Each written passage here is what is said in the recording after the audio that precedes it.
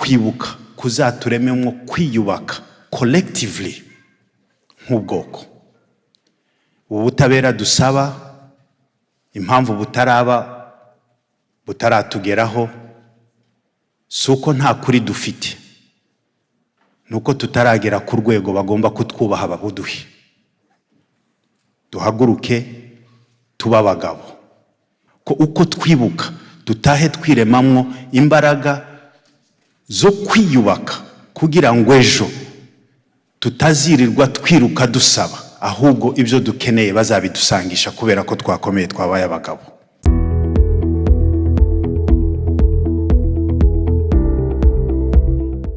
Ikaze rero mwese abadukurikiye kuri Africana TV, muradukurikira no kuri Africana Plus, nizere ko mumeze neza cyane. Ndi kumwe namwe, turagarutse rero muri iyi weekend, amakuru yari menshi ariko turibanda cyane ku makuru avuga rero kwibuka ku nshuro ya 22 abanyamurenge baguye mu Gatumba. Ni igikorwa rero cyabereye mu bice bitandukanye, ariko turibanda ku cyabereye mu mujyi wa Goma. Ni igikorwa rero cyitabiriwe na Corneille Nanga, coordinateur wa Alliance Fleuve Congo, ari kumwe na Bertrand Bisimwa, uyu nguyu ni coordinateur adjoint ushinzwe bijyanye na politique. Twabonyemo kandi Freddy Kanyiki, uyu nguyu akaba ari president wa Twirwaneho. Twabonyemo n'abandi bayobozi harimo abanyapolitiki nka Moise Nyarugabo ndetse n'abandi batandukanye bari muri uyu muhango. Reka rero mbabwire yuko mu by'ukuri ni umunsi wari udasanzwe kubera ko ari amagambo yahavugiwe, ari n'ibyahagaragarijwe bigaragaza yuko inkiko ngo zigiye gutangira gufungura dosiye y'aba banyamurenge bakorewe jenoside i Gatumba. Nk'uko rero mubibona ahangaha hitabiriye abantu benshi.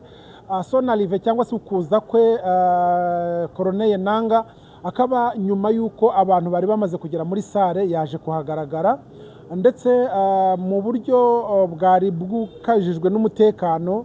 Hanyuma turabona kandi mu mashusho na Bertrand Bisimwa, abangaba bakaba baje muri uyu muhango.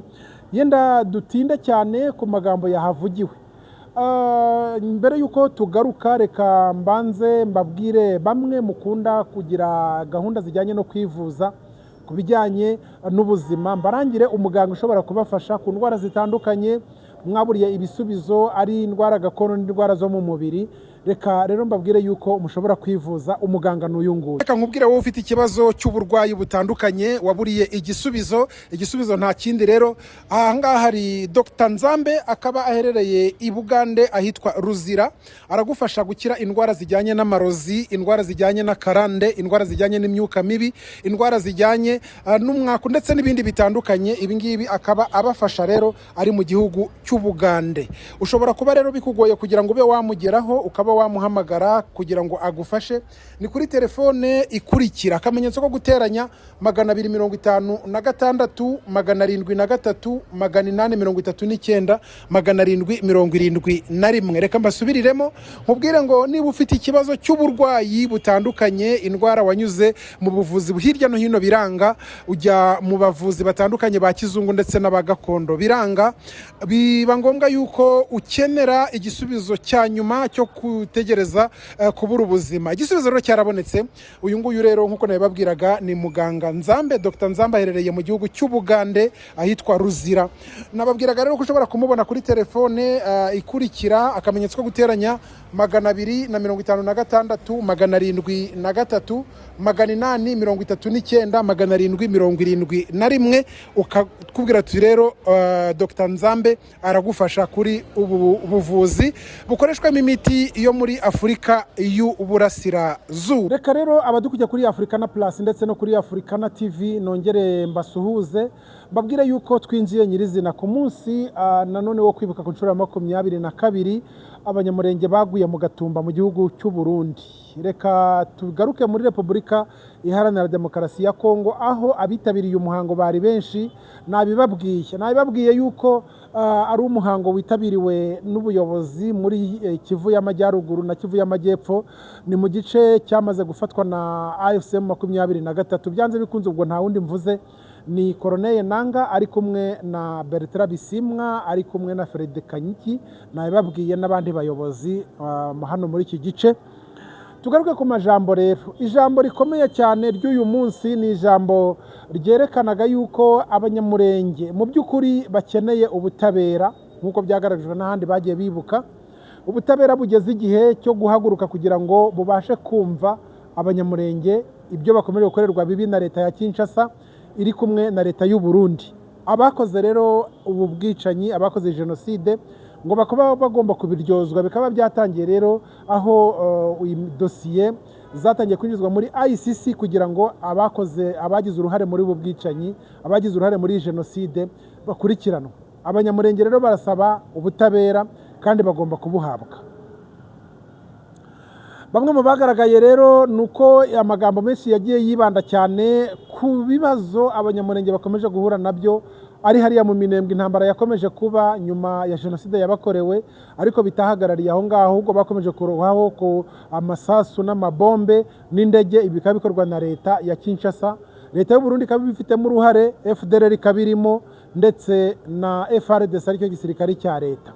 Ibi ngibi bikaba bikomeje rero kuvugwa mu buryo butari ubwo kwihanganirwa, aho mu ijambo rye Colonel Nanga yafunguye ku mugaragaro nyuma y'ijambo yabwiye abaturage bari Rugarwa hatangizwaga umuhanda mu cyumweru gishize twarabiberetse.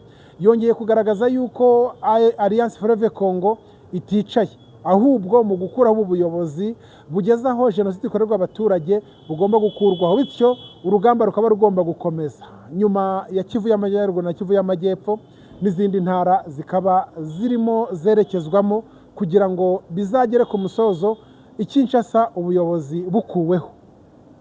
Colonel Nanga rero mu ijambo rye yabivuze muri aya magambo, aho yatangiye abwira abanyamurenge babwira ati ntibyari bikwiye ko ducurira kuri uyu munsi, ariko bibaye ngombwa yuko aho turimo twerekeza naho si habi, kubera yuko hari impamvu yo kwishimira ibirimo gukorwa. Ati rero mu minsi yashize abanyamurenge bari bagiye guhanagurwa. Très chers compatriotes, umwiriwe.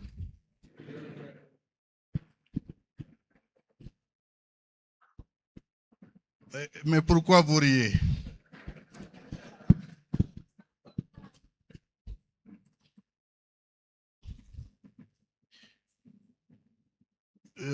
Je pense que le modérateur principal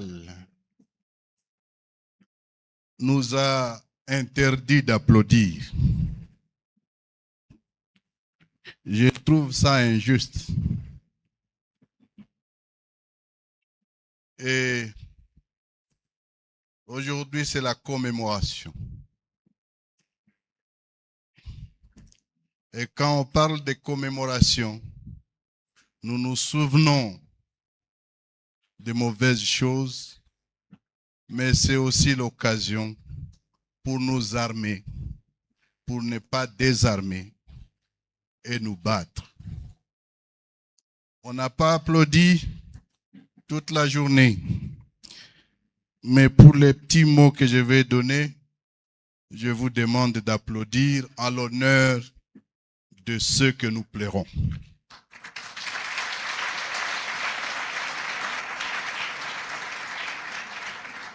Je suis désolé, Victor, d'avoir changé les protocoles. Tout a été dit et j'ai préparé un discours que je ne vais pas lire. Je vais le transmettre aux organisateurs pour en faire usage.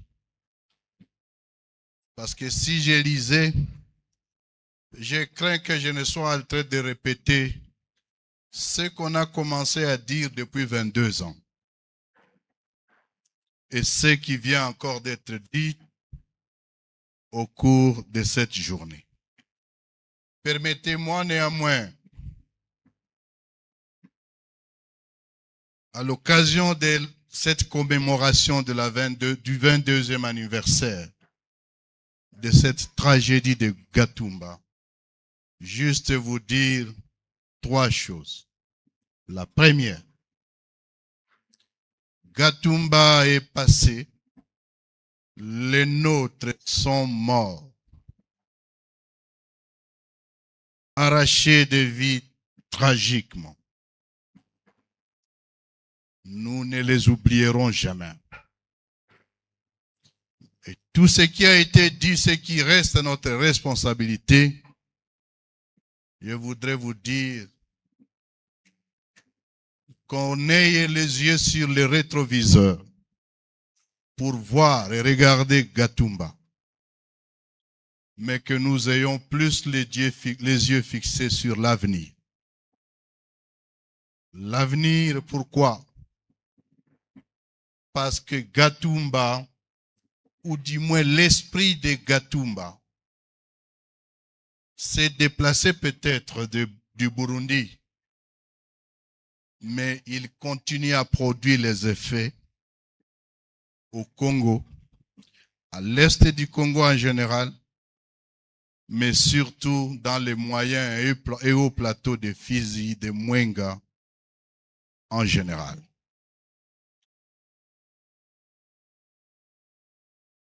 Les génocides ont continué avec les blocus et depuis quelques semaines, nous avons été heureux de voir que l'espoir est en train de naître, grâce notamment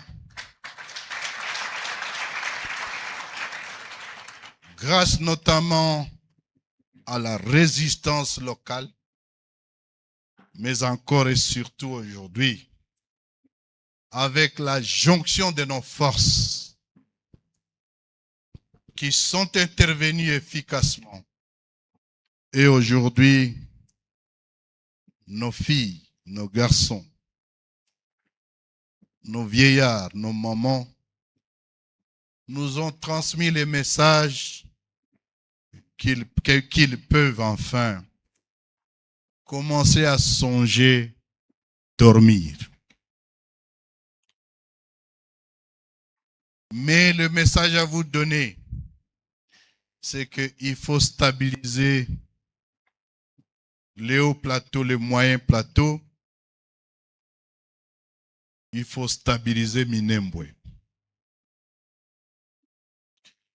L'une de mes conseillères est entrée dans mon bureau en pleurant. Il me disait, c'est fini. Minembwe était déjà presque occupé. Et je l'ai regardé, je lui ai dit, écoute, jamais, et alors jamais, Minembwe ne va tomber.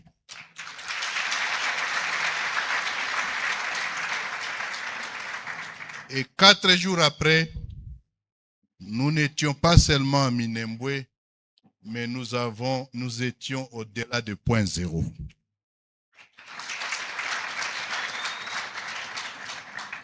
Le deuxième message à vous donner en regardant l'avenir.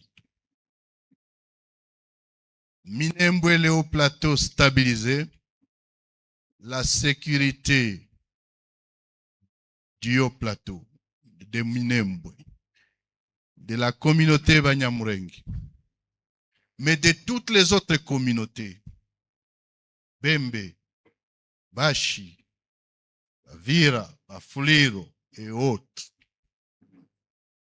méritent sécurité autant que tout Congolais. Mais on ne peut protéger Minembwe, on ne peut stabiliser Minembwe à partir de Minembwe. Le deuxième message, c'est donc le suivant. Mobilisons-nous. Fédérons nos forces et faisons que la stabilité de Minembwe soit désormais garantie.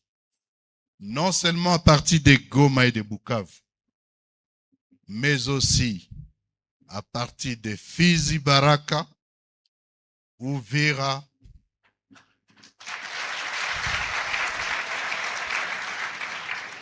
Kalemi, mais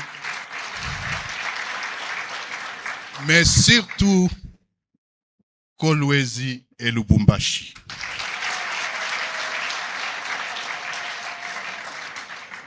Et c'est aussi l'occasion de vous dire, vous attendez parler de l'AFC, M23. Vous attendez parler de Twiraneho. Vous attendez parler de toutes les forces politiques. C'est vous dire, nous étions probablement séparés géographiquement.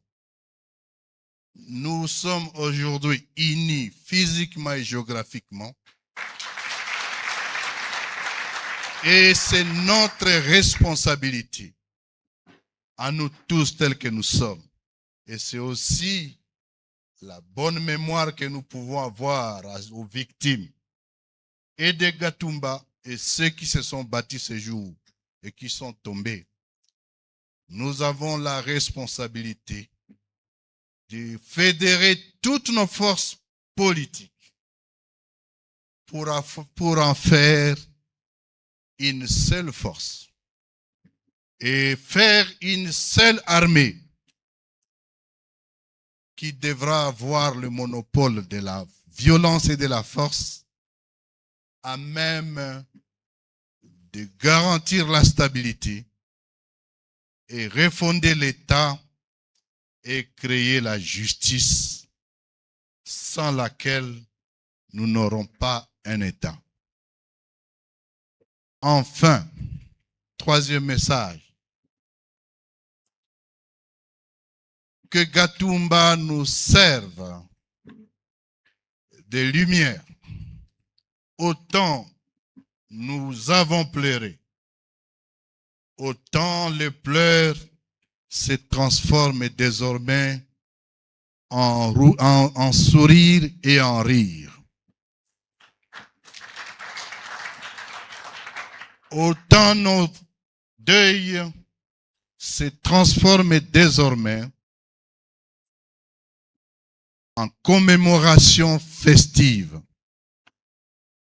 Autant nos problèmes, nos discriminations, les injustices, l'exclusion qui a caractérisé le Congo nous servent désormais de base pour construire la nation congolaise où le vivre ensemble devient une réalité.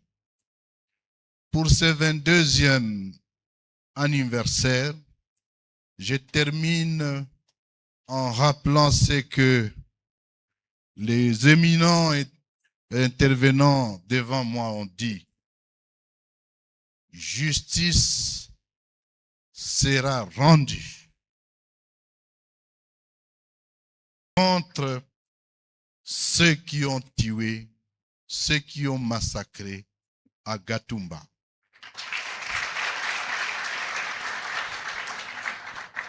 Sur ce, ne reste qu'à vous dire, et au nom de l'Alliance, disons le Conseil de l'Alliance Fleuve Congo AFCM 23, une fois encore merci. Vous dire merci pour ce temps. Merci de ne pas oublier ceux qui sont morts. Merci de ne pas oublier ceux qui se battent encore pour la même justice. Merci de ne pas oublier ceux qui tombent jour et nuit pour avoir une nation. Mais vous dire aussi une chose. La fois passée, je vous l'avais dit, à force d'attendre, on dit pour ceux qui croient, on dit la foi vient de ce qu'on attend. À force d'attendre des gens raconter des histoires sur la nationalité, il y a des gens et compatriotes qui ont pu penser qu'apparemment ils disaient la vérité. Mais la vérité, et avec laquelle je vais terminer, est qu'on ne congolise pas les Congolais. Nyuma y'uko twumva Colonel Nanga, Fred Kaniki yaje gutangaza mu rurimi rw'ikinyarwanda abwira abitabiriye uyu munsi yuko guhaguruka kwabo, guhaguruka bakirwanirira byatumye amahanga abasha kumenya abo baribo.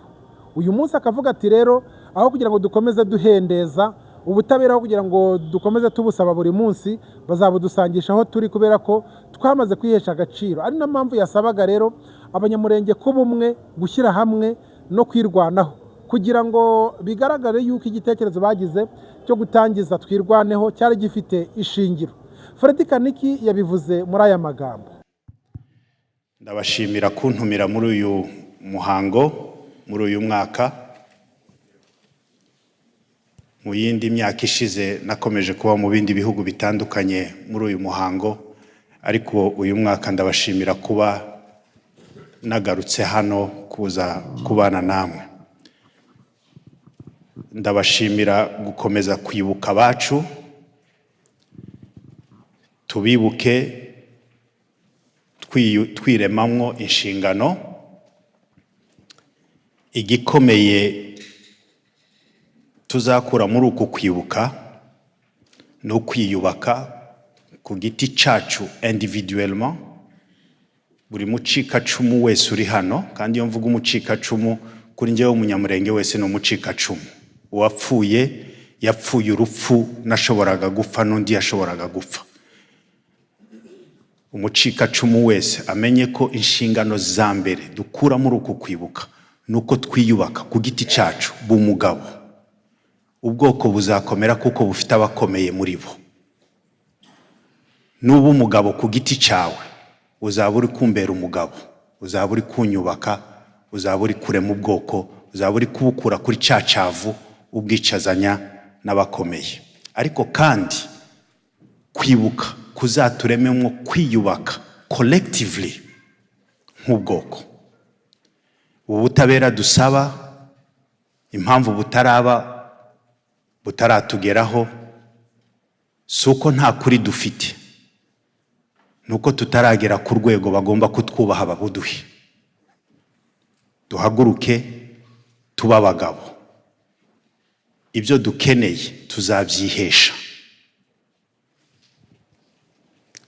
Inshingano z'ubutabera ku bwicanyi bwatubayeho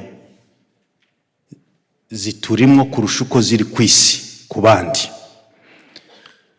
Ariko kandi n'inshingano zo kurema kazoza ku bana bacu n'abuzukuru bacu, kugira ngo hatagira uwundi uzabaho mu buzima twabayeho. Amarira twarize abana bacu ntibakayarire, abuzukuru bacu ntibakayarire.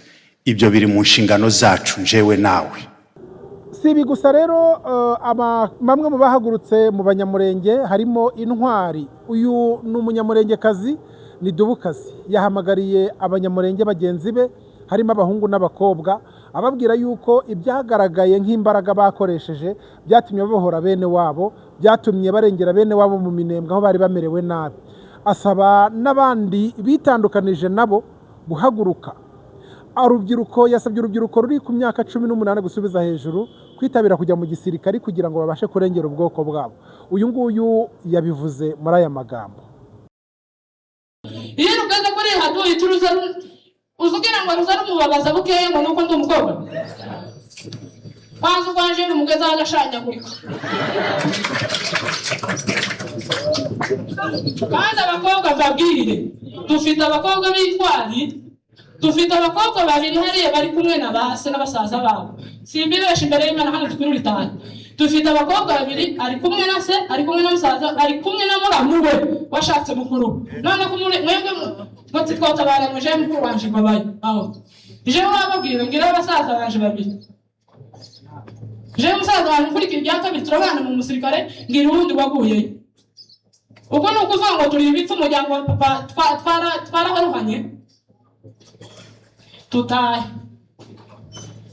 Suko. Murarakaye. Murishimye. Abari tayari ni bande gutaha. Mu basore ni ndacari kumwe n'abasore. Tubandike.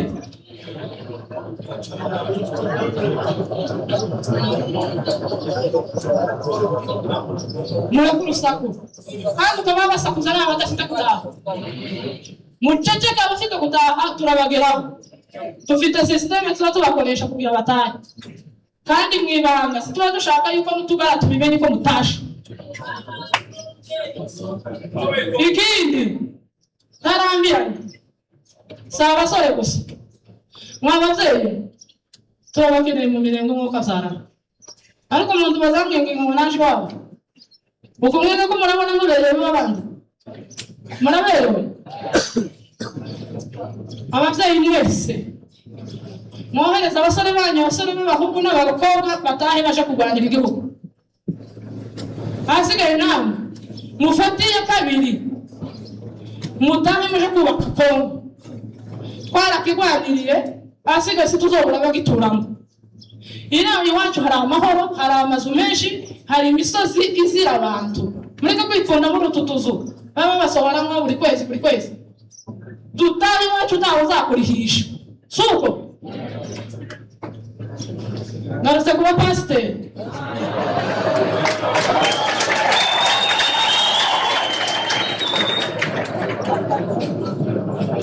Amakanisa yo mu Minembwe, kandi uvuze mu Minembwe mbavuze guhera mu Rugezi kugeza mu Rurambo.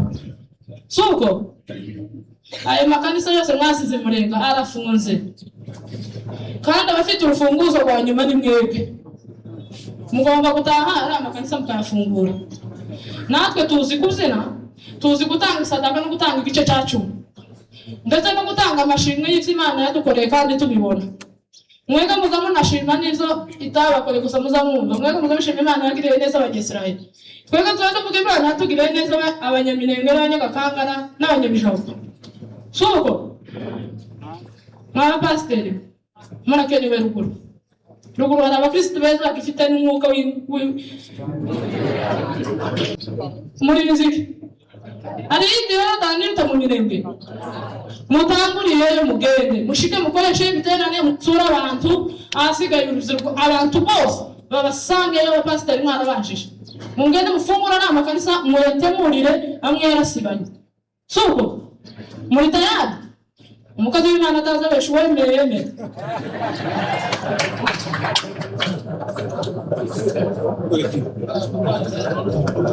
Tuje ku bayobozi bacu guhera kuri umukuru wacu honorable na bacaramani. Dufite imbogamizi imwe, abasore bacu bari kutubwira ngo mukubera tuzotaha ari uko abayobozi bacu batashe. Ico kintu mukidufasha ngo imba bo bafata umwanya wa mbere bagataha kugira turebe tuhetse amawazi y'abantu. Ikindi abana b'abasore butugana mureka basoba butugana, ariko mwebwe abasore mureka butugana. Mu gusoza twababwira rero ko rero inshuro ya 22 yo kwibuka abanyamurenge baguye mu Gatumba yabereye n'abanyamurenge bari mu Rwanda, nabo bageze umwanya bafata umwanya wo kwibuka, aho kugeza uyu munsi leta y'u Rwanda nayo yabacumbikiye. Ariko ku buryo bw'umwihariko Tito Rutaremara nk'umunyapolitiki yasabye abanyamurenge nabo guhaguruka bakirwanaho bakagaragaza akarengane barimo, anerekana yuko iyo abanyarwanda bari mu gihugu cy'Ubugande no mu bindi bihugu badahaguruka jenoside itari kugaragara, bari gushira, jenoside ntivugwe ntizanagaragare. Ngibi rero ibyo twari tugarutseho kuri iyi gahunda yo kwibuka ku nshuro ya 22 abanyamurenge baguye mu Gatumba mu gihugu cy'u Burundi. Mbashimire cyane. Twari muri Repubulika Iharanira Demokarasi ya Kongo, aho ku tariki 15 habaye igikorwa cyo kwibuka abanyamurenge bazize uko baremwe, bazize ubwoko bwabo, bakaba bariciwe mu Gatumba mu gihugu cy'u Burundi. Nge rero mwari kumwe ndi Jean Baptiste Nibishaka. Nshimire Kiripa twari kumwe kuri kamera.